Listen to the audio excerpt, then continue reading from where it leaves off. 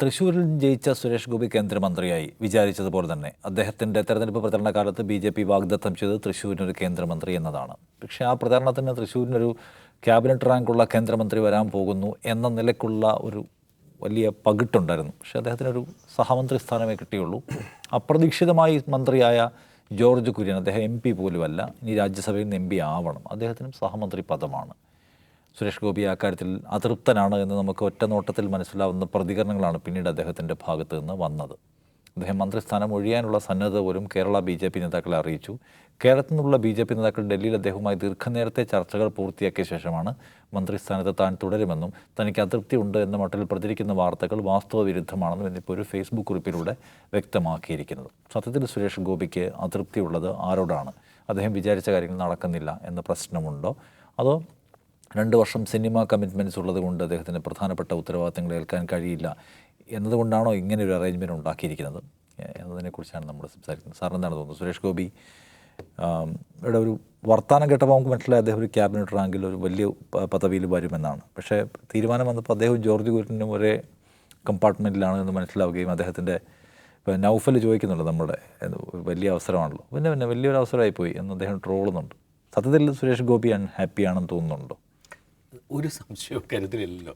ഈ ഒറ്റ വാചകം മതി, വലിയ അവസരമായി പോയി എന്ന് അദ്ദേഹം പറയുന്നു.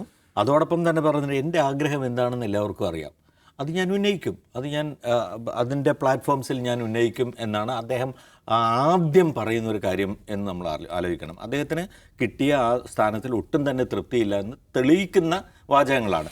അതിനുശേഷമാണ് സംസാരം നീണ്ടുപോകുമ്പോഴാണ് നൗഫൽ വീണ്ടും ചോദിക്കുന്നുണ്ട്, ഈ സഹമന്ത്രി സ്ഥാനം കിട്ടിയതുകൊണ്ട് മാത്രം താങ്കൾ ഉദ്ദേശിച്ച പോലെ അല്ല താങ്കൾ ആഗ്രഹിച്ചതുപോലെ 8 വകുപ്പുകളിലൊക്കെ കൈകടത്താൻ കഴിയുന്നൊരു സ്ഥിതി ഉണ്ടാവില്ലല്ലോ എന്ന് ചോദിക്കുമ്പോഴാണ് അദ്ദേഹം പയ്യെ അതിലെ അപകടം തിരിച്ചറിഞ്ഞിട്ടോ എന്താണ് എന്നറിയില്ല, അദ്ദേഹം ആ നമ്മുടെ മൈക്കിലേക്ക് നോക്കുകയും മീഡിയ വൺ ആണല്ലേ, നിങ്ങൾ ഭരണഘടന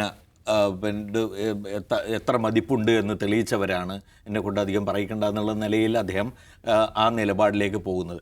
ഇവിടെ ഒരു പ്രധാനപ്പെട്ട പ്രശ്നമുണ്ട്, എനിക്കത് പറയാതിരിക്കാൻ കഴിയില്ല. ഇന്നിപ്പോൾ ഔട്ട് ഓഫ് ഫോക്കസിൽ ഇത് നമ്മൾ ആ വിഷയം ഉന്നയിക്കണം എന്നുള്ള ഒരു പ്രധാനപ്പെട്ട കാര്യമുണ്ട്. കാരണം അങ്ങനെ പറഞ്ഞു പോകാൻ പറ്റില്ലല്ലോ സുരേഷ് ഗോപിക്ക്.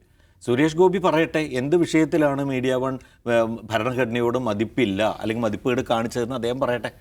കാരണം ആ നിർണായക സന്ദർഭത്തിൽ ആ ചോദ്യം അദ്ദേഹത്തോട് ചോദിച്ചതിൻ്റെ ഒരു ചുരുക്കമാണ് അദ്ദേഹം കാണിച്ചത് എന്നുള്ള കാര്യത്തിൽ ഒരു സംശയമില്ല. ഇതേപോലെയാണ് അദ്ദേഹത്തോട് എന്തെങ്കിലും ചോദിച്ചാൽ അല്ലെങ്കിൽ സാധാരണത്തിൽ അദ്ദേഹമായിട്ട് രസിച്ച് അദ്ദേഹത്തിൻ്റെ സംസാരത്തിൽ അലിഞ്ഞ് മാധ്യമപ്രവർത്തകരൊക്കെ നിന്നു കൊടുത്തു കഴിഞ്ഞാൽ അദ്ദേഹത്തിന് യാതൊരു പ്രശ്നവുമില്ല, അദ്ദേഹം അതിൽ തുഴഞ്ഞു കയറിക്കോളും. ഇതെന്താണെന്ന് വെച്ച് കഴിഞ്ഞാൽ അദ്ദേഹത്തോട് ഒരു ചോദ്യം ചോദിച്ചാൽ, ശരിക്കും പറഞ്ഞാൽ ആ ചോദ്യം എന്നിട്ട് പിന്നീട് നൗഫൽ അത് വിശദീകരിച്ച് പറയുന്നുണ്ട്, what is wrong with that എന്ന് നൗഫൽ ചോദിക്കുമ്പോൾ അദ്ദേഹത്തിന് കുറച്ചുകൂടി ദേഷ്യം വരികയാണ്. എന്നിട്ട് ഇങ്ങോട്ട് വന്നിട്ട് വീണ്ടും പറയുകയാണ്, എന്താണ് നിങ്ങൾ ചോദിച്ചത്, പോലും എന്ന് പറഞ്ഞിട്ടാണ് ഈ ഇത് മുഴുവൻ ഉണ്ടാക്കുന്നത്.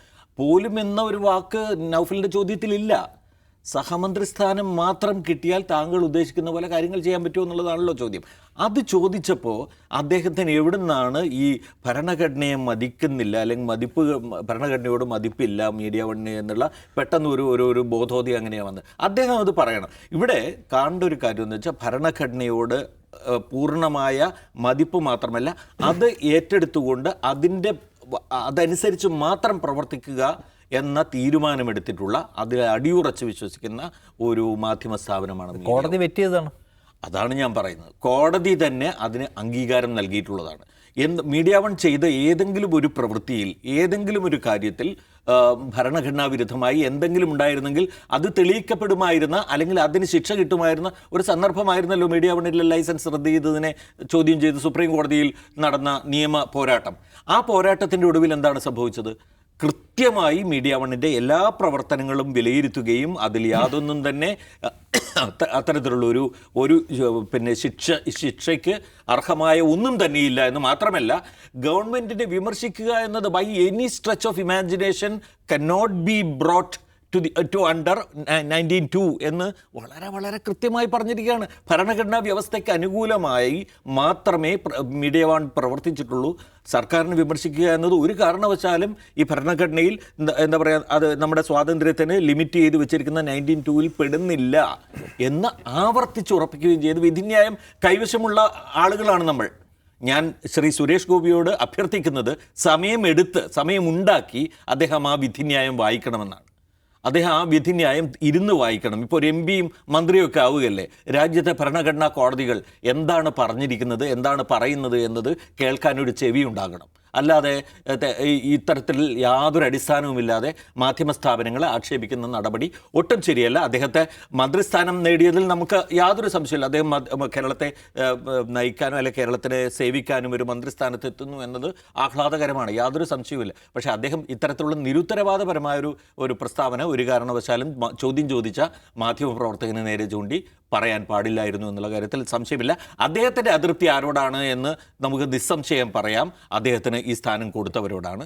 അത് അദ്ദേഹം തീർക്കേണ്ടത് അവിടെ തന്നെയാണ്. യെസ്, അല്ല, കേരളത്തിലെ BJPയെ സംബന്ധിച്ച് അവർക്ക് ഒരു അസാധാരണവും അപൂർവമായ അവസരമാണ്. എന്തുകൊണ്ടായിരിക്കും BJP അങ്ങനെ ഒരു ക്യാബിനറ്റ് റാങ്ക് കൊടുക്കേണ്ടതില്ല എന്ന് തീരുമാനിക്കുന്നതിന് പിന്നിൽ? ഇത് BJPയുടെ നേതാക്കൾ അത് വിശദീകരിക്കുന്നത് പല കാരണങ്ങളുണ്ട്. ഒന്ന്, 5 സിനിമകൾ കമ്മിറ്റ് ചെയ്തിട്ടുണ്ട് സുരേഷ് ഗോപി.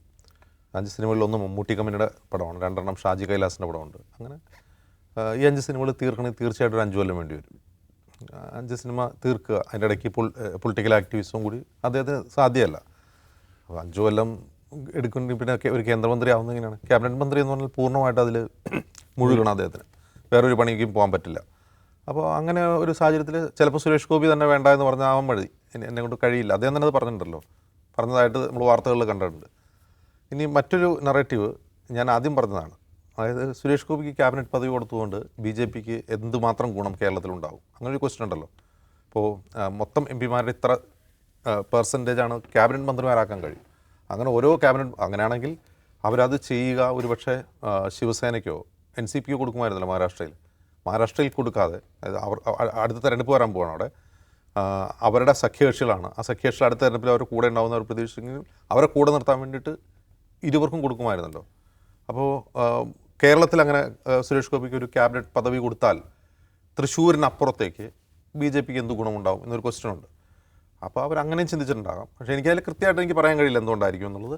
സുരേഷ് ഗോപിക്ക് ആഗ്രഹം ഉണ്ടായിരിക്കും, അതായത് ഒരു ക്യാബിനറ്റ് പദവിയുള്ള മന്ത്രിയാകുമ്പോൾ കുറേ കൂടി അധികാരം ഉപയോഗിക്കാൻ കഴിയും, അങ്ങനെ കുറേ വികസനം കൊണ്ടുവരാൻ കഴിയും എന്നൊക്കെ അദ്ദേഹം ചിന്തിച്ചിട്ടുണ്ടാവും. ഇതിൽ 2 കാര്യവും നടന്നിരിക്കാൻ സാധ്യതയുണ്ട്. എനിക്ക് തോന്നുന്നത് BJPയെ സംബന്ധിച്ച് കേരളത്തിൽ സുരേഷ് ഗോപി ഒരു ക്യാബിനറ്റ് പദവി കൊടുത്തു.